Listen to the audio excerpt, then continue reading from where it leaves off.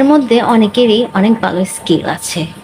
তোমরা নিজেরা নিজেদের স্কিলকে সবসময় তুচ্ছ করো। এটা কিন্তু ভালো না। স্কিলগুলোকে তুমি যদি ব্যবসায় রূপান্তর করতে পারো, তাহলে কিন্তু স্কিলগুলো থেকে তুমি বেনিফিটেড হবে। স্কিলগুলোকে কিভাবে ব্যবসা রূপান্তর করতে হবে সেই জিনিসটা তোমাদের সাথে শেয়ার করি।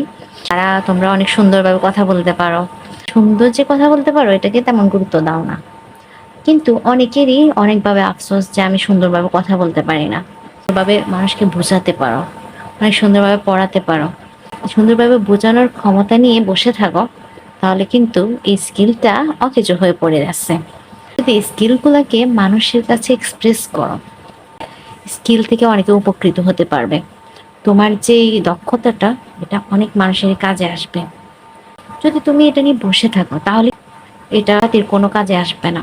তোমাকে স্কিলগুলো এক্সপ্রেস করতে হবে। করলেই তো মানুষের কাছে সেটা পৌঁছাবে। মানুষের কাছে সেটা পৌঁছালে তখনই তো এটা থেকে তুমি ভালো পাবে। তুমি এটাকে বৃহৎ পর্যায়ে নিয়ে যাবে। এটা লাস্টলি অনেক মানুষের প্রবলেম সলভ করবে। নিজে যে ভালো থাকো, নিজের যে স্কিল থাকো, এটাকে কখনোই লেস করবে না। তোমরা স্কিলগুলো মানুষের কাছে প্রকাশ করো, এবং এটা থেকে অন্যরা বেনিফিট হবে, তুমিও বেনিফিট হবে।